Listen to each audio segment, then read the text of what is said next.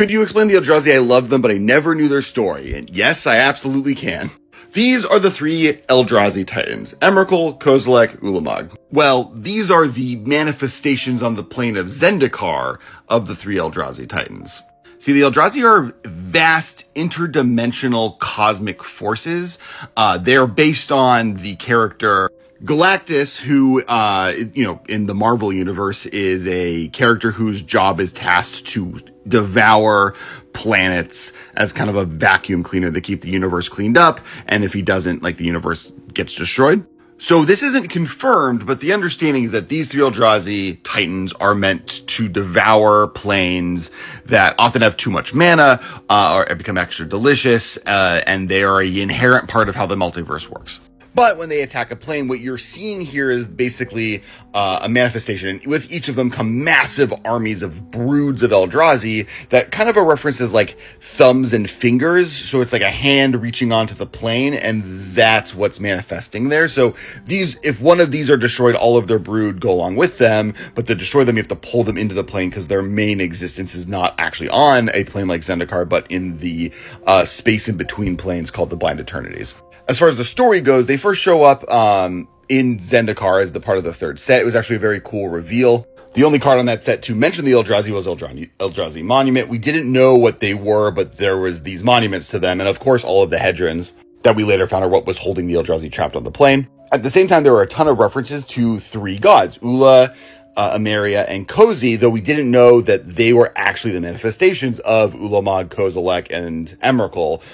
This is what the Zendikari thought they looked like, and they actually match up pretty distinctly with their Eldrazi god counterparts. I have a whole video talking about that, actually, this will be in the same playlist as that you can look at.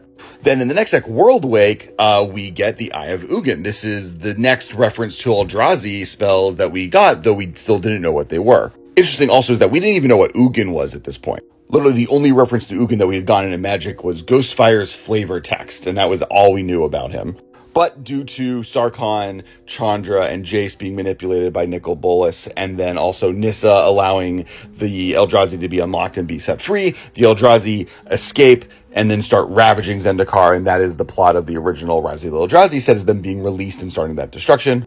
Battle for Zendikar is then the next step in that story, where for Battle for Zendikar, they're fighting Ulamog. Ulamog is kind of absorbing the plane and eating them, turning into this coral, or dead coral-like substance. We then get to Oath of the Gatewatch, where Kozilek shows up, and he kind of is turning and warping reality around him, creating these cool bismuth-like structures. But Emrakul is mysteriously disappeared. Emrakul is nowhere to be found. The Gatewatch forms, the original Gatewatch being Gideon, Jace, Chandra, and Nissa, who have all been in different ways fighting against the Eldrazi. Nissa being from the plane, Gideon just being all in. That's where he was introduced as an enemy of the Eldrazi and was continuing that fight. And Jace and Chandra feeling responsible since they were partially responsible for releasing the Eldrazi. The four of them formed the Gatewatch, and then using the Hedrons on the plane are able to, and tapping into Nissa's control of ley lines, are able to pull the two Kozilek and Ulamog's Eldrazi into the physical plane of the plane. They take their manifestations that are in the Blind Eternities and make them physically on the plane of Zendikar, allowing Chandra, hypercharged by the ley lines that are created by Nissa, to kill them. So basically the Gatewatch kills the first two Eldrazi. At that point, they've saved Zendikar. Big cheers. Create the Gatewatch. They all do a little oath thing. And then literally the next set over, Jace is on Innistrad and is trying to figure out there is some mysterious things going on there. Random stuff is going weird. Tentacles are showing up on things that they shouldn't. The angels are all going mad and starting to kill people left and right. Avacyn goes crazy and becomes this massive religious zealot that eventually, due to her craziness, has to be forced to be killed by Sorin. At the same time, Nahiri is on the plane creating all of these different monuments that seem to be calling on something and maybe are the cause of this. She also just destroys Sorin's house.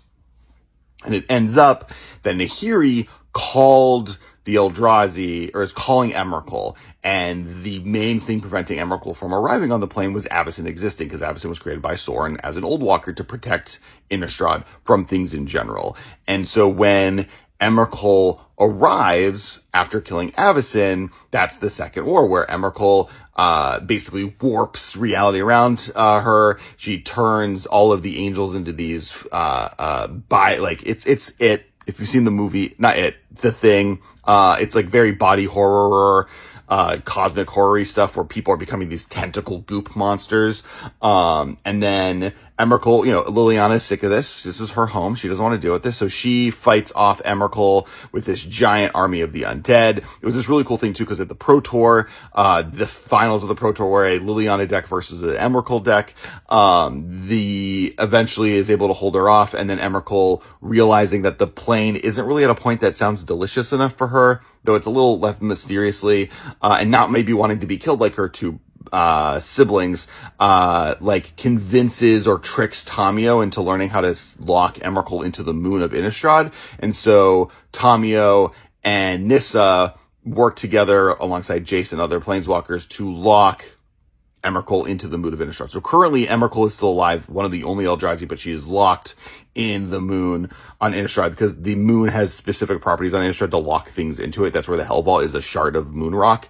So that's where Emrakul is. Now, you did ask the whole story of the Eldrazi thing. I didn't touch upon the reason Nahiri was using Emrakul magic is Nahiri, Sorin, and Ugin were the original 3 people to trap the Eldrazi on Zendikar. I have other videos that's in the playlist as well, but the short gist of it is this was Nahiri's plane. They realized it was really rich in mana. Ugin was afraid of them just devouring planes, but didn't want to kill them, and Sorin was afraid of them attacking Innistrad eventually, and so they all work together to convince Nahiri that she can create enough hedrons and ways to trap them on the plane. They work together to do that, and that's why the Eldrazi got trapped there. And then over time, Sorin pisses Nahiri off. That's a whole other story that we can get into later.